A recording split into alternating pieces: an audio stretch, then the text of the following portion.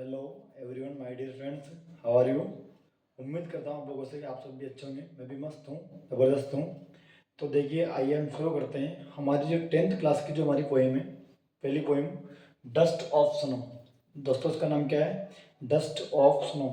इसको शुरू करने से पहले हमें सोच लेना चाहिए कि जो भी हम काम करने जा रहे हैं, शुरू कर रहे हैं, उसको हम बहुत अच्छे तरीके से करें।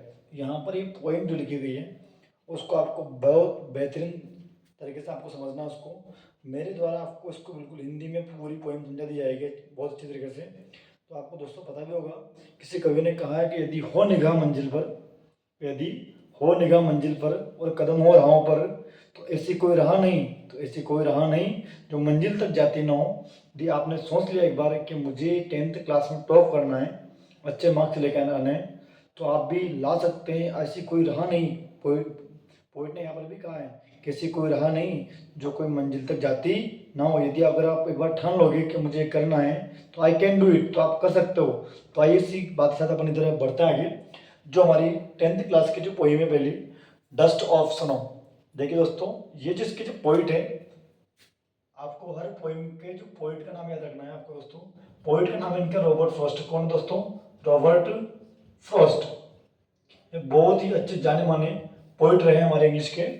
डस्ट ऑफ स्नो, इस पोएम में हमें पोइट कहना क्या चाहता है, देखो इधर। डस्ट का मतलब होता है दोस्तों धूल। डस्ट का अर्थ क्या दोस्तों? धूल। ऑफ स्नो, तो बोलो यहाँ पर क्या है दोस्तों? स्नो, बर्फ की धूल। बोलो दोस्तों क्या है? बर्फ की धूल। तो यहाँ पर धूल की बर्फ बोले या बर्फ की धूल बोले, बात एक ही दोस्तों, ठीक है। यहाँ पर जो पोइट हमें अब समझा रहा है क्या क्या उन्होंने बोला है कि एक बार होता है क्या दोस्तों इसमें। देखिए, एक घटना घटती है छोटी सी रॉबर्ट फ्रॉस्ट के साथ में। एक दिन कहीं ये घर से निकले हुए थे, घर से कहीं बाहर जा रहे थे, तो अचानक इनका दिल दिमाग बिल्कुल चेंज हो जाता है। बिल्कुल इनका पता नहीं इनके दिमाग में उस टाइम कोई घटना घटी होगी, ऐसा कोई कार्य हुआ होगा इनके जीवन में, जिससे इनका पूरा दिमाग चेंज हो जाता है और ये चल करके किसी जंगल में चले जाते हैं। जंगल में जाकर के वहाँ एक बैठते हैं पेड़ के नीचे। तो आइए इसको अपन पढ़ते हैं बोर्ड के ऊपर। तो देव वे, जिस तरीके से देगा मतलब दोस्तों क्या है? वे, दे यानी कि वे का मतलब बोलो यहाँ पे दोस्तों क्या होगा? तरीका। जिस तरीके से एक क्रो, एक कौवा, शुक डाउन का दोस्तों मतलब क्या है? हिलाकर गिरा दिया। ऑन मी, किसके ऊपर? मेरे ऊपर। जिस तरीके से कौवे ने हिला करके मेरे ऊपर गिरा दिया। क्या गिरा है देखो? द डस्ट ऑफ स्नो, बर्फ की धूल। दोस्तों क्या बताओ ये? बर्फ की धूल। जिस तरीके से कौवे ने मेरे ऊपर बर्फ की धूल को गिरा दिया। From a hemlock tree, from का मतलब दोस्तों क्या है? से। हेमलॉक ट्री से, कहां से? हेमलॉक ट्री से। एक हेमलॉक ट्री एक होता है, एक विशेला पौधा है। कौन सा दोस्तों? ये एक विशेला पौधा है जिसमें व्हाइट कलर के फ्लावर्स आते हैं। इसमें विशेला पौधा दोस्तों, ये विशेला पौधा है जिसमें क्या आते हैं? व्हाइट कलर के फ्लावर्स आते हैं बिल्कुल इसमें। तो देखिए दोबारा से, द वे ए क्रो, जिस तरीके से एक कौवे ने शुक डाउन, हिला करके गिरा दिया। किसके ऊपर? ऑन मी, मेरे ऊपर। मतलब किसके ऊपर? रॉबर्ट फ्रॉस्ट के ऊपर। द डस्ट ऑफ स्नो, बर्फ की धूल।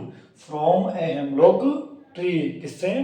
एक विषैले पौधे से। तो आपको बताया मैंने कि पोइट कहीं एक दिन कहीं बाहर गए थे, उनका मूड शायद उस दिन सही नहीं था, तो घर से बाहर निकल जाते हैं। जब एक पेड़ के नीचे जाकर बैठते हैं तो वहाँ पर दोस्तों क्या है? बैठ गए हम लोग ट्री के नीचे। वो बैठने के बाद वहाँ पर एक कौवा आता है और कौवे के द्वारा उसको जो बर्फ की धूल उसको उनके द्वारा हिलाया जाता है तो उसके ऊपर गिर जाती है। तो उससे देखो क्या होता है? हेज गिवन, जैसे ही डस्ट ऑफ स्नो उनके सिर पे गिरी हेड के ऊपर, हेज गिवन माई हार्ट, मेरा हृदय क्या हो गया दोस्तों? Change of mood.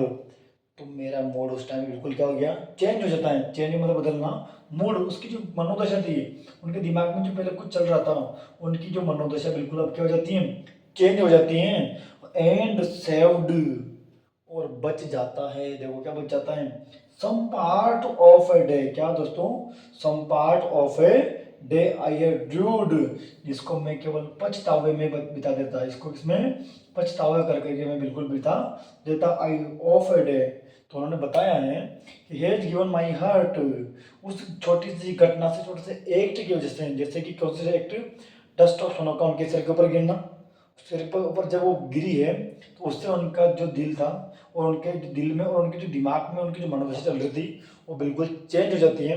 चेंज होने से देखो दोस्तों क्या हो रहा है, एंड सेव्ड और बच जाता है सम पार्ट, दिन का कुछ हिस्सा, किसका, ऑफ ए डे, एक दिन का, जो कुछ दिन वो बिल्कुल वो पछतावे बिता रहे थे, उनको टेंशन थी, उनको दुख था, जो भी था उनको, उसके जो उनके जो दिमाग को पहले पछतावे में पूरा दिन बिता रहे थे, यदि उस टाइम पर कौवा नहीं आता, और कौवा जैसे आया, कौवे के द्वारा बर्फ की धूल जो है हम लोग सिलाई जाती है, उससे होता है क्या दोस्तों, पूरा का पूरा जो उनका जो दिन था, उनके दिन में उस टाइम पे जो दिमाग में विचार आ रहे थे वो बिल्कुल ख़त्म हो जाते हैं, उससे उनका दिन का कुछ हिस्सा बच जाता है।